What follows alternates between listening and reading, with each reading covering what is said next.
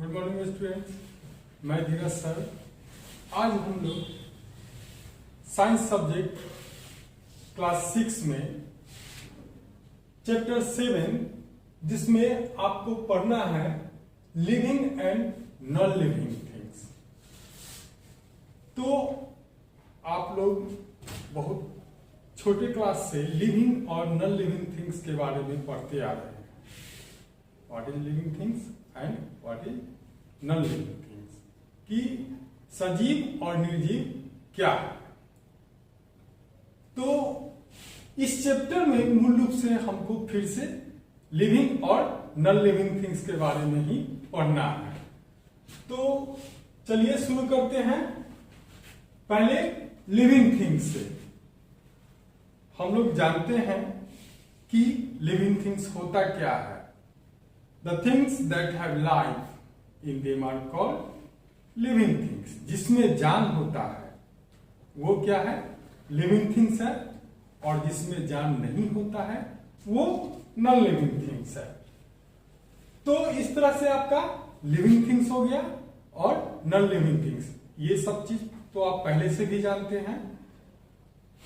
अब है characteristics of living things.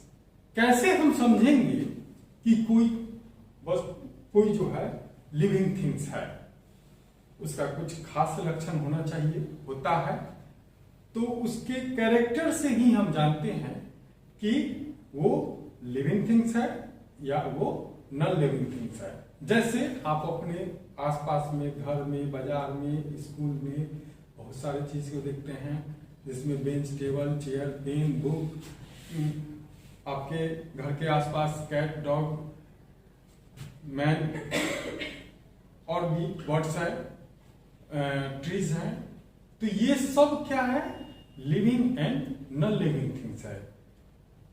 तो जिसमें हम लोग पहले से जानते हैं कि जिसमें जान होता है, जो चल सकता है, जिसमें समझ है, वो क्या है, लिविंग थिंग्स है।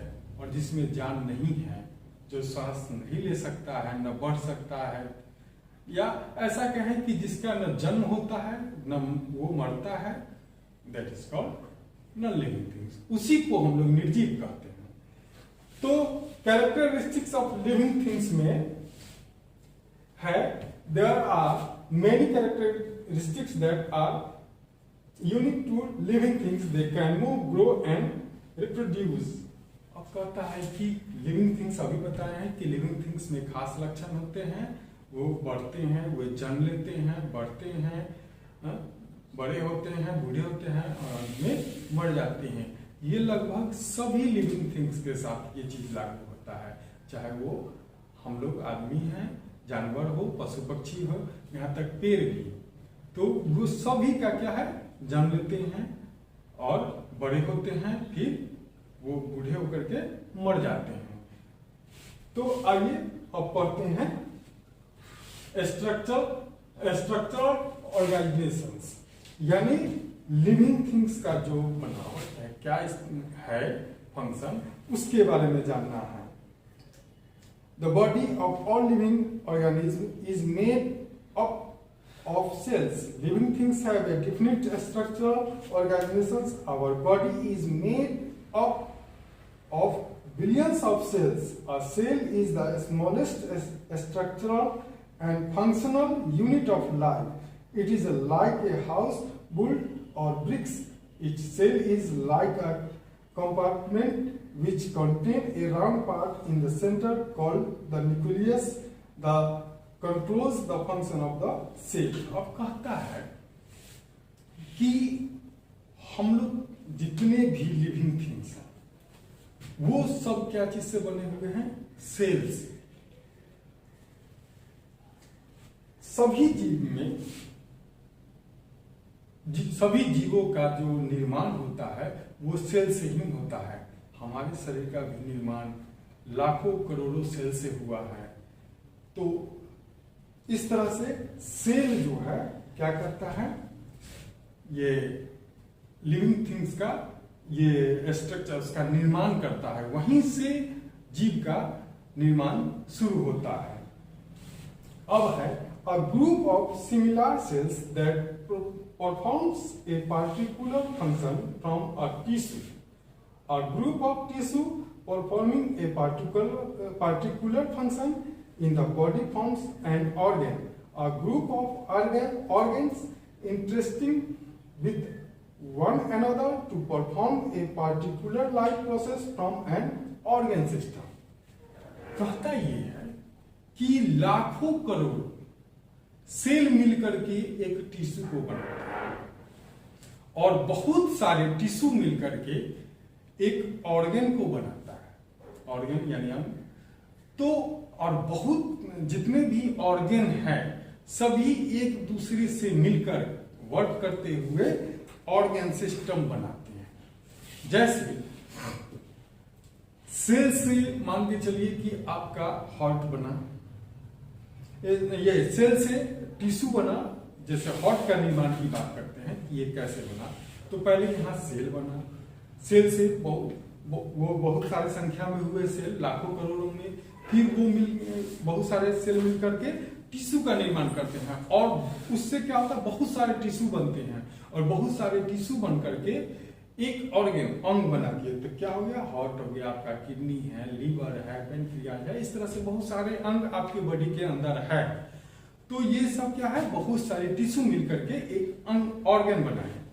और आपके शरीर में बहुत सारे ऑर्गन है जैसे कि ये मान के चलिए कि लीवर हो गया, किडनी हो गया, अभी बोले हैं, हार्ट है, आपका पेनक्रियाज है, small intestine, large intestine, anus, इस तरह से बहुत सारे ऑर्गन हैं जो कि एक सिस्टम को बनाते हैं, जिसको क्या कहते हैं, ऑर्गन सिस्टम कहते हैं।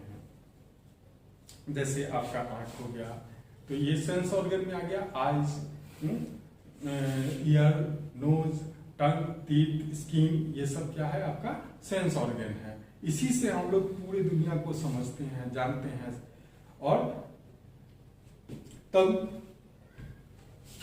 ऑर्गन सिस्टम के द्वारा ही हम लोग सारा काम करते हैं। तो ऑर्गन सिस्टम कैसे बना इसको जान लिए हम।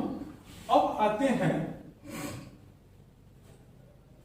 ये फूड एंड न्यूट्रिशन के तरफ, कि भोजन और पोषक तत्व की तरफ। All living things need food in order to obtain energy to grow and to repair their own worn out cells and tissue।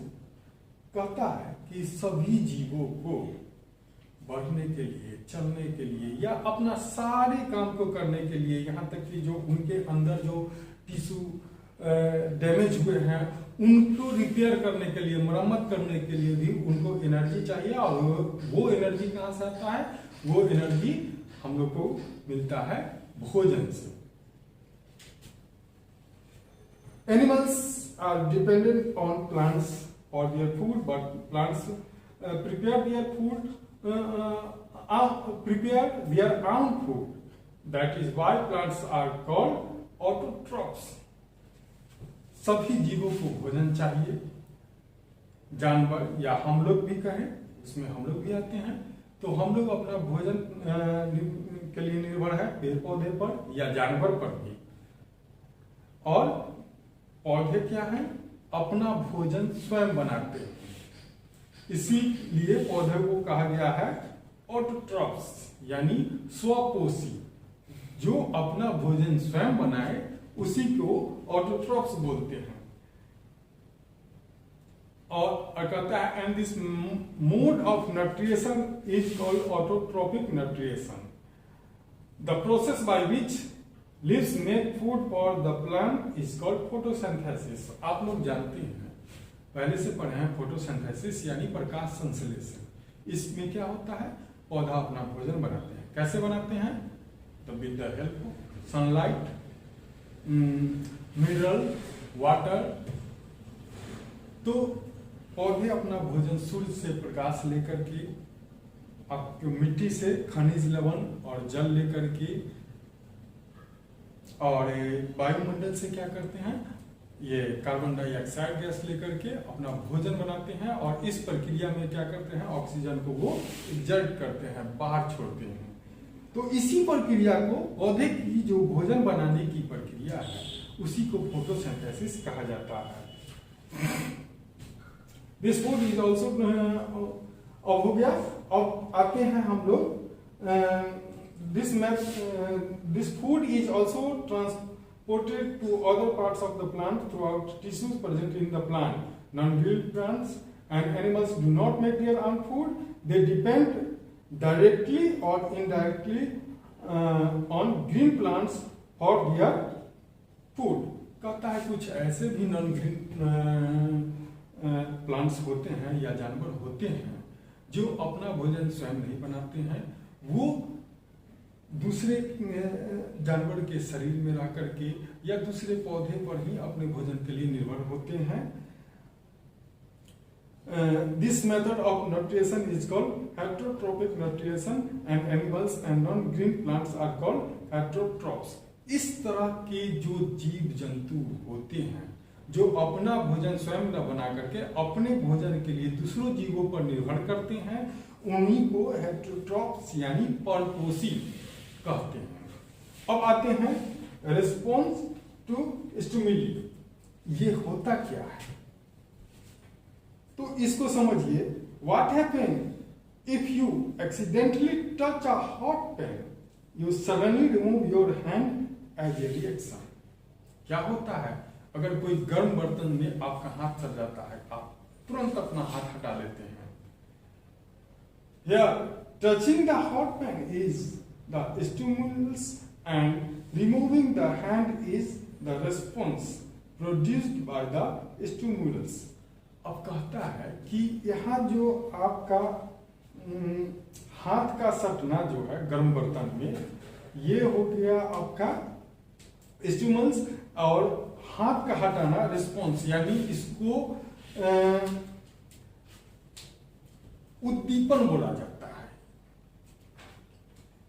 जैसे एकाएक कोई चीज काटा कर जाए, चींटी कोई काट लेता है आपको, एक बार आप रिएक्ट करते हैं, तो ये पौधे में भी होता है। जैसे टच मी नॉट, छुई मुई के पौधा, उसको छुइएगा तो क्या होगा, वो मुरझा जाएगा। सब में तो नहीं, लेकिन कुछ पौधों में भी ये स्टिमुली होता है, जिसको हिंदी में उद्दीपन बोला जाता है। अब देखिए, कहता है a change in the immediate environments of an organism which reproduce a change in the activities of the organism is called stimulus. Stimuli and organism's reaction to a stimulus is called a response. इसी चीज को समझाया है कि जो प्रतिक्रिया, कोई भी चीज में ये एक्शन रिएक्शन जो होता है किसी चीज को एकाएक करने में, जैसे छू देने से, हम लोग के साथ ऐसा हो जाता है, आप लोग के साथ भी होता होगा, एकाएक कोई चीज में टच हो जाए या ठंडा लगे, गर्म लगे, तो एकाएक होने पर क्या करते हैं, हम लोग रिएक्ट करते हैं। वही आपका स्टिमुली और रिस्पॉन्स होता है। अब है नेक्स्ट में growth. As we know all living things growth. हम लोग जानते हैं कि जितने भी लिविंग थिंग्स है वे सभी बढ़ते हैं। जो जन्म लेंगे वो बढ़ेंगे ही। तो all living things take nutrition and grow. Organism increase in height, weight, etc. Exhibit growth. Living organism have different stages of growth in their lives. Organism grow from birth till death. कहता है कि जितने भी जीव हैं वो सभी जन्म से लेकर के जब तक मरते हैं तब तक बढ़ते रहते हैं। लेकिन खुद हम लोग में ऐसा नहीं है, एक निश्चित एज में आकर के हम लोग का बढ़ना बंद हो जाता है। हाँ, शरीर बढ़ता है, और जब एक निश्चित एज आने के बाद हम लोग का शरीर घट जाता है, लेकिन पेड़ पौधे हैं बढ़ते रहते हैं, और तब तक बढ़ते हैं जब तक वो मर न जाए। ऐसा करने के लिए, बढ़ने के लिए उनको पोषक तत्व की जरूरत होती है जो उन्हें भोजन से प्राप्त होते हैं। तो इस तरह से आपका ग्रोथ होता है कंप्लीट। अब आते हैं, तो अब हम लोग पढ़ते हैं movement. All living things show movement. Animals move in search of food and shelter as well as to protect themselves from their enemies. This kind of movement in which one moves from one place to another is called locomotion. अब देखिए, कहता है कि सभी जीव अपने भोजन की तलाश में, अपने आवास की तलाश में, अपने आप को सुरक्षित रहने के लिए एक जगह से दूसरे जगह तक जाते हैं और इसी मूवमेंट को लोकोमोशन यानी हरकत कहा जाता है। जैसे जितने भी जीव हैं सभी अपनी आवश्यकता की पूर्ति करने के लिए स्थान परिवर्तन करते हैं, इसी को मूवमेंट कहा जाता है। All animals and human beings show locomotion. Besides locomotion, living beings also show other movements such as beating of heart, movement of hand, head and muscles of chest by breathing in and out. कहता है कि ये तो हो गया, अभी जो बोले ये तो आपका हो गया मूवमेंट की स्थान परिवर्तन करते हैं। कुछ मूवमेंट हमारे शरीर के अंदर भी होता है, जैसे हमारे हार्ट का धड़कना, हम लोग का बोलना, हमारे सिर का हिलना, हाथ का हिलना, पैर का हिलना, जब हम लोग श्वास लेते हैं तो हमारे फेफड़े का हिलना, हमारे पेट का हिलना, तो ये भी एक तरह का मूवमेंट ही है। कहता है कि most of the plants remain fixed at one place, but they show movement. The sunflowers face the sun during the day.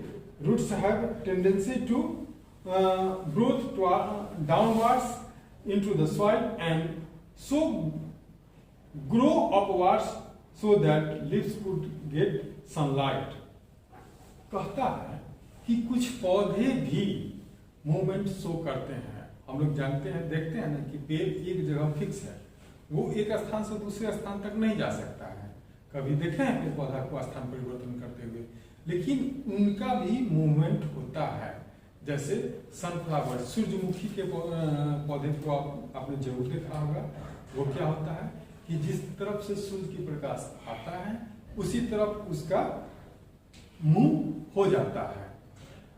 Touch me not यानी छुई हुई, तो वो क्या करता है, जब वो छूते हैं उसको तो वो सिकुड़ जाता है। तो एक तरह का उनका भी मूवमेंट शो हो गया। तो इस तरह से आदमी के अलावे, जीव जंतु के अलावे पौधे में भी मूवमेंट होता है। अब आते हैं रेस्पिरेशन यानी श्वासन, श्वास लेने की क्रिया। हम सभी जानते हैं कि जितने भी जीव हैं, पेड़ पौधा हो, पशु पक्षी हो, जलीय जीव हो या हम लोग हैं, जानवर है, सभी को श्वास लेना आवश्यक है। बिना श्वास के हुए जीवित नहीं रह सकते हैं। तो रेस्पिरेशन एक ऐसी मोस्ट इंपॉर्टेंट प्रक्रिया है हमारे लिए जिसके बिना जीवन संभव नहीं है।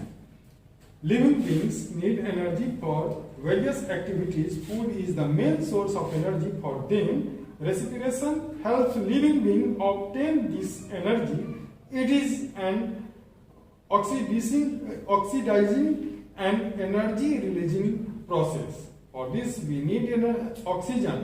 You know that living organisms take in oxygen present in the air. This process of taking in oxygen is called breathing.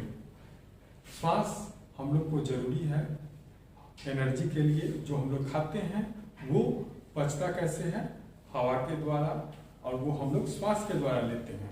तो इस तरह से हमारे लिए रेस्पिरेशन बहुत ही उपयोगी है। अब जानवर भी जो है श्वास लेते हैं। कुछ जानवर जैसे जलीय जीव, मछली, श्वास लेने का उनका है, वो अपने गलफड़े के द्वारा, गिल्स के द्वारा सांस लेते हैं। पेड़ पौधे अपने पत्तियों के द्वारा सांस लेता है। तो इस तरह से सांस सभी जीव लेते हैं। अब है एक्सर्शन यानी उत्सर्जन। All living organism exert the process of eliminating waste from the body is called excretion. हमारे शरीर से जो वेस्ट मटेरियल है, जैसे खाना पचने के बाद आपका यूरिन हो गया, स्वेट के द्वारा पसीना निकलना, स्टूल निकलना, ये सब क्या है, हमारे शरीर का वेस्ट मटेरियल है। तो ये भी सभी जीवों के लिए आवश्यक है, वो पेड़ पौधा हो, आदमी हो, जानवर हो, पशु पक्षी, सभी के लिए एक्सर्शन आवश्यक है। जो भी हम खाते हैं, अगर तो वो नहीं निकले, उसका एक्सर्शन ना हो तो क्या होगा, हम लोग समझ सकते हैं। तो ये प्रक्रिया सभी जीवों पर लागू होता है। अब है कि रिप्रोडक्शन, एक्सर्शन तो हम समझ लिए कि उत्सर्जन, जो भी जीव है सभी में उत्सर्जन होता है। अब रिप्रोडक्शन यानी प्रजनन, वो भी सभी जीवों में होता है। जैसे हम लोग अपने जैसे बच्चे को जन्म देते हैं, एक गाय अपने जैसे बच्चे को जन्म देती है, एक पौधे की डाल से हम लोग दूसरा पौधा निकाल लेते हैं। तो रिप्रोडक्शन भी सभी जीवों में अलग अलग ढंग से होता है। जैसे हम लोग अपने जैसे जीव को जन्म देते हैं, फिर पौधा का डाली या उसके फल से जो बीज निकलता है उससे होता है। कुछ पक्षी या कुछ ऐसे जलीय जीव हैं जो अंडा दे करके अपने बच्चे को जन्म देता है। तो ये रिप्रोडक्शन का जो प्रक्रिया है वो सभी जीवों में होता है। अब इसमें है कि कुछ जो है, हाँ अभी बताया कि रिप्रोडक्शन का प्रक्रिया मैंने कुछ अपने जैसे जीव को देते हैं, कुछ अंडे दे करके बच्चे को जन्म देते हैं। तो इस तरह से रिप्रोडक्शन का प्रक्रिया सभी जीवों में होता है। अब आते हैं लाइफ स्पैन यानी जीवन चक्र। जीवन, जो भी जीव जो जन्म लेता है वो धीरे पहले बच्चा होता है, फिर उससे बड़ा होता है, फिर बड़ा होता है, फिर बड़ा यंग होता है, उसके बाद प्रौढ़ होता है, बूढ़ा होता है और अंत में मर जाता है। तो ये प्रक्रिया भी सभी जीवों पर लागू होता है और सभी जीवों का एक निश्चित आयु सीमा है। जैसे all living start their lives, grow to a certain age and die eventually. This is a natural process and unique to all living organisms. Each organism lives for a particular numbers of years, which is known as its lifespan. जो अभी बताए हैं कि सभी जीवों का जो जीने का एक निश्चित आयु है वही उसका लाइफ स्पान यानी जीवन चक्र कहलाता है। कुछ ऐसे जीव हैं जिसका 10 साल 12 साल आयु है, कुछ 50 साल, कुछ 100 साल तक के भी जीव, 70-80 साल। अब तो 100 नहीं होता है, हम लोग भी अधिकतम 70 से 80 साल ही हम लोग का जीवन अब शेष रह गया है। तो ये जो 70 से 80 साल हम लोगों के लिए है, ये हम लोगों का लाइफ स्पैन कहलाएगा। इधर आपको जितने कुछ जीवों का average life span of living things दिया गया है। पेज नंबर आपका 78। कुछ ऐसे भी हैं जो 3 दिन के लिए हैं, कुछ जीव है 4 सप्ताह के लिए, कोई 4 मंथ है, कुछ जीव 1 साल के लिए है, कोई 2 साल, कोई 5 साल, कोई डॉग का देखिए कह रहा है 14 साल, कुत्ता का जीवन 14 साल का होता है, शेर का जीवन 25 साल है, घोड़ा का है 30 साल, पोलर बियर का 42 साल, चिंपांजी का 59 साल है। इस तरह से बहुत टोर्टोइस का दे रहा है 190 साल, यानी 190 साल उसका जीवन चक्र है। तो इस तरह से आप देख रहे हैं कि जितने भी जीव हैं सबको एक निश्चित सीमा में मरना होता है और सभी का एक निश्चित आयु होता है। उसी के ठीक, तो इसको आप समझ गए। अब उसके नीचे देता है कि difference between living and non living thing, कि सजीव और निर्जीव में अंतर क्या है। तो ऐसे आप लोग सिंपल में पहले से पढ़ते हैं कि जो जन्म लेता है लिविंग थिंग्स क्या होता है, बर्थ, उसका बर्थ होता है, जन्म लेता है। लिविंग थिंग्स का मूवमेंट होता है, लिविंग थिंग्स में ग्रोथ करता है, लिविंग थिंग्स रिस्पिरेशन, श्वास लेता है, अपने जैसे जीव को उत्पन्न कर सकता है, एक स्थान से दूसरे स्थान तक जा सकता है। लिविंग थिंग्स के पास सेंस ऑर्गन होता है। लेकिन क्या यही सब नॉन लिविंग थिंग्स के पास होता है? क्या एक बेंच अपने जैसे बेंच को उत्पन्न कर सकता है? क्या एक ये बुक जो है श्वास ले सकती है? या आपके पास जो पेंसिल है, क्या वो जन्म लेकर के मर सकता है, बड़ा हो सकता है? तो ये सब चीज नॉन लिविंग थिंग्स में नहीं होता है। ये चीज आप बहुत छोटे क्लास से पढ़ते आ रहे हैं कि difference between living and non living things. इस आपके बुक में भी दिया गया है, इसमें ज्यादा बताने की हमें जरूरत नहीं है। मुझे उम्मीद है कि इस वीडियो को देख करके आप इस चैप्टर को बहुत अच्छा ढंग से समझ जाएंगे, और इस चैप्टर को कम से कम आप 2 बार पढ़िए। उसके बाद नेक्स्ट वीडियो में फिर इसके क्वेश्चन आंसर के साथ हम आपसे मिलते हैं। तब तक के लिए धन्यवाद।